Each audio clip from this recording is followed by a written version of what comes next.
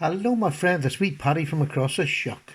And it's my pleasure to bring you a video on one of my newest knives. I've had it for about a month now.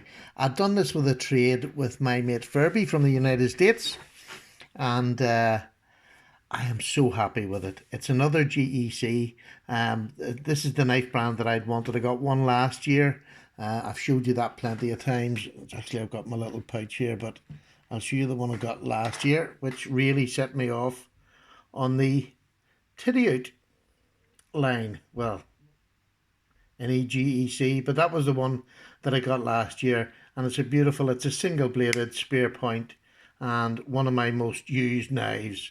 Love this knife, absolutely love it. So that started me off, and I've been doing quite a bit of collecting of traditional knives, and this is just the second GEC, and this just goes to show me that I have now got, it's the brand that I want the most of, because their fit and finish is just immaculate. It's great. It's a beautiful knife. You can hard use it. It doesn't affect it. It doesn't end up with blade wiggle or nothing. It's just lovely. So, what is it? Well, here's the wee tin it comes in. Hammer tested, frozen forged. Not sure what that is. Maybe one of them steel buffins could tell me, but I know it's 1095, which is a great working steel anyway. But it tells you on the top here. This is the goldenrod jigged bone, and this is a premier patented patent, or whatever it's called, PPP. Also Paddy's potato peelers, so I think they named it after me. So it's the number 44, and the 1 stands for the main blade, which is a clip point. The 2 means that there's 2 blades in it, and it was made in 2018. It's only said 1918. It's 2018. So they all come like this. All GECs come in these nice tubes. So what do you get? Well, look at the colour on that. Is that not just the prettiest colour? And look at the jigging. I mean, I am no expert, but that is it just looks touchable. It's got a rugged yet smooth texture. It looks rugged, but it's smooth to touch. It is so well put together. Look at those brass pins. The titty out sign, which is nailed and not just glued. What do you see around this knife? There is not a gap around this knife. Look at that. Isn't that just beautiful? The liners are all brass, and the stainless steel bolsters, nickel silver bolsters, and just absolutely, but look at the cut-offs. Look how straight that is across there. Look how straight that is across there. Not a single gap on the way round the knife. But this is what I like, the covers, because we don't call these scales. And I'm saying this now for somebody who's like me, who's just learning. Where we call our other knife scales, they call them covers. And as by they, I mean the collectors of traditional knives.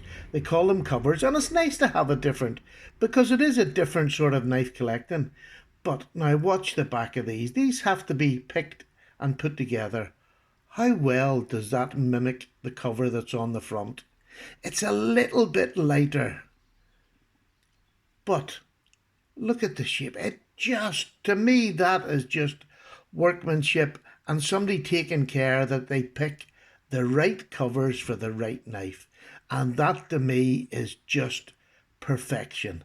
It really is. You're never going to get them exactly the same. And this is another thing. When you're buying a bone-handled knife, 9 times out of 10, it's going to be original to you.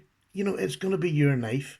Now, this is 2-bladed, and I just want you to see, look how well them 2 blades are in that intricate, it's a jackknife, because they both come from the same end. That's another wee word I'm learning. It's a jackknife. The front here, it has a pen blade. Now, that pen blade, there we go, it has the wee the PPP for the Patent Premier pattern. And isn't that a lovely pen blade? That's by no means small whatsoever. we'll do measurements now in a second once I show you around the down. And again, there's the 44, which is the pattern. The 1 stands for the main blade's a clip blade. And then 2 is just 2 blades, and then 2018. But that is a really useful, and let me tell you, it's a very workable blade. They just come razor sharp. Now, I have used this, and that's still razor sharp. I haven't had to sharpen. I'll probably not sharpen this for quite a while, because I can just hone it. I just put it on the strop, and that brings it back 9 times out of 10, unless it would get damaged in use. Because this is look at this clip blade, look at that. Just tell me that's not beautiful. Where's my cloth to get a big finger mark off it there for you. Look at that. Isn't that the most useful big clip blade? Look at it.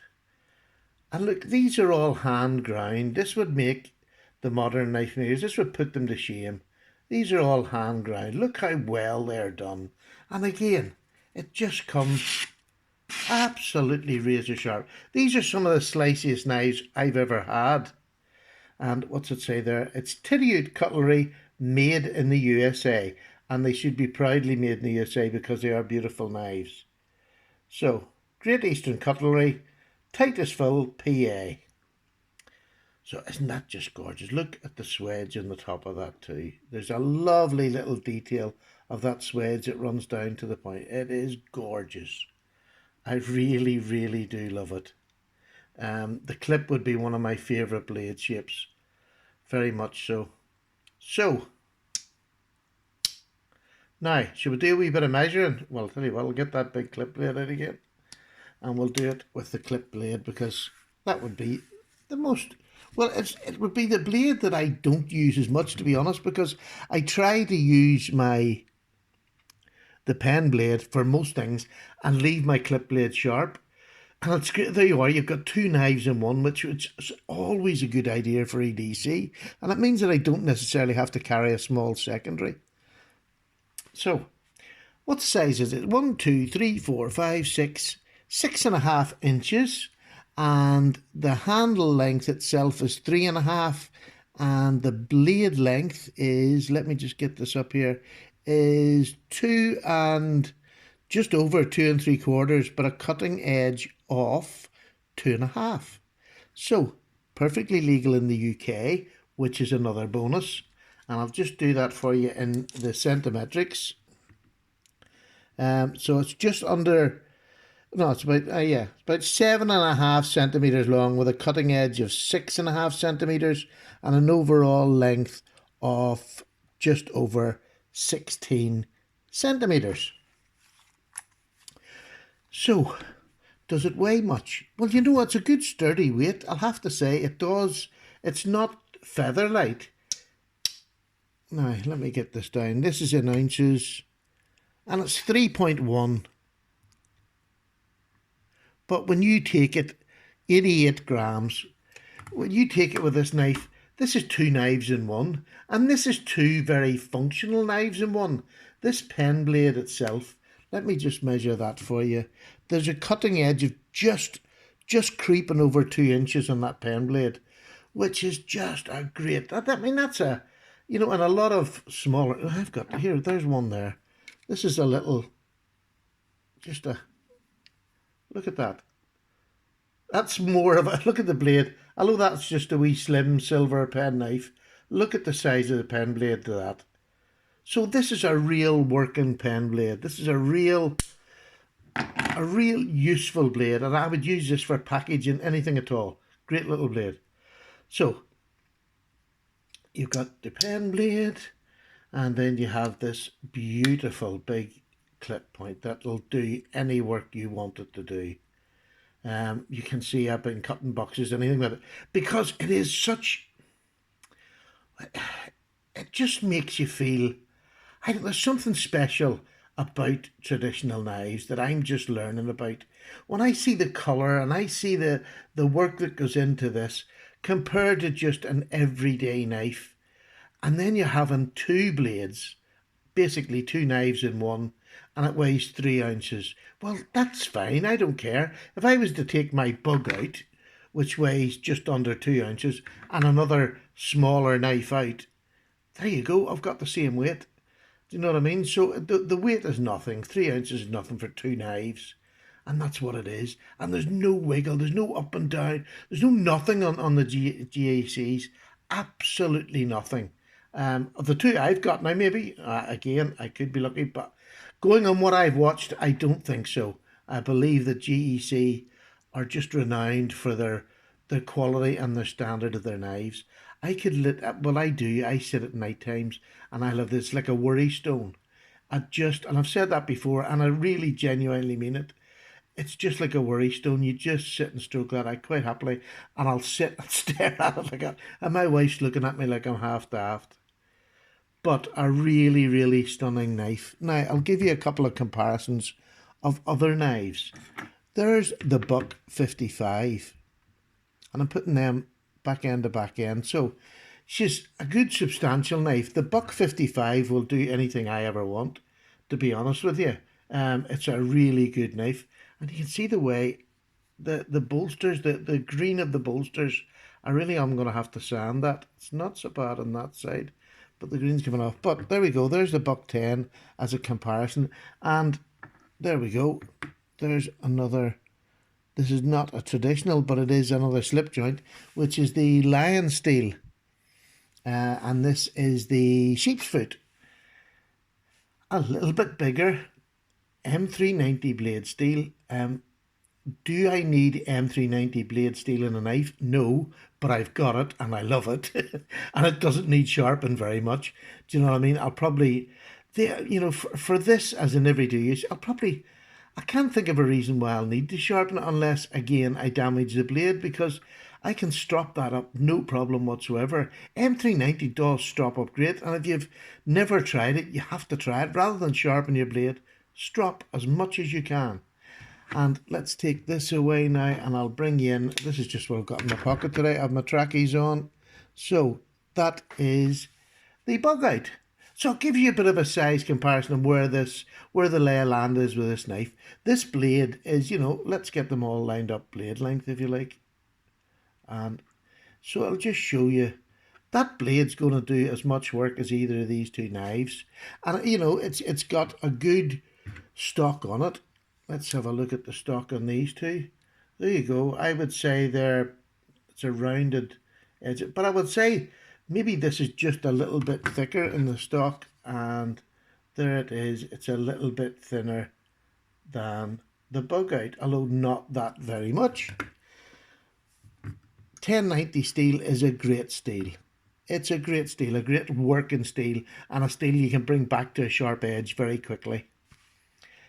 So, I hope you enjoy having a wee look at these traditional knives. Again, it's one of them things that I'm going to do more of because I'm getting more and more into them. I really feel at home with one in my hand. I feel as if it's I don't know, there just seems to be so much more work goes into them to get them to look beautiful. To get that classiness, to get that. Just look at the fit of them scales. And these are proper bone that's been cut, dyed, and then picked for its shape, and cut into, it's just, the work that goes into that than other, than just a basic, carbon fibre where it's just cut out and smoothed down this is proper craftsmanship, and I really appreciate it.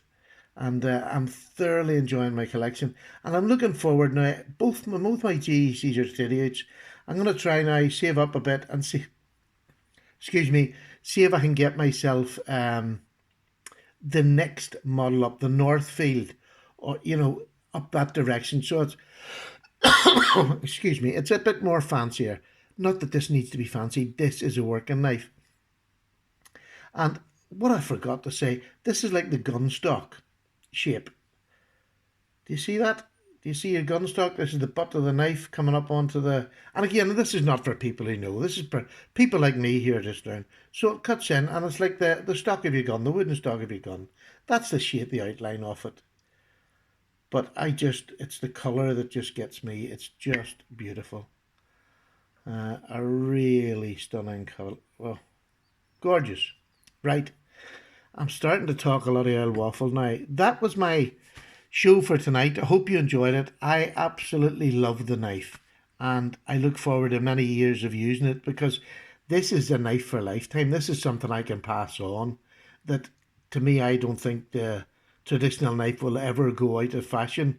A lot of maybe the more modern knives will come and go and they'll disappear. These don't. They just are collectible forever. And the older they are, the better they're collectible. So that's where I'm heading. But I'm having a good joy with my other knives too. So take care. Ferbs, thank you very much for the trade. A great man to do a trade with. And he gave me an absolutely cracking bargain. And I do know that, Ferbs. So thank you very much indeed. Take care, everybody. I'm away for a wee cup of tea. And I've been watching the rugby and I'm a bit hyper still, which is why I wanted to do the video. Ireland only just beat Italy, which was terrible. But there we go. See ya. I'm away. Bye.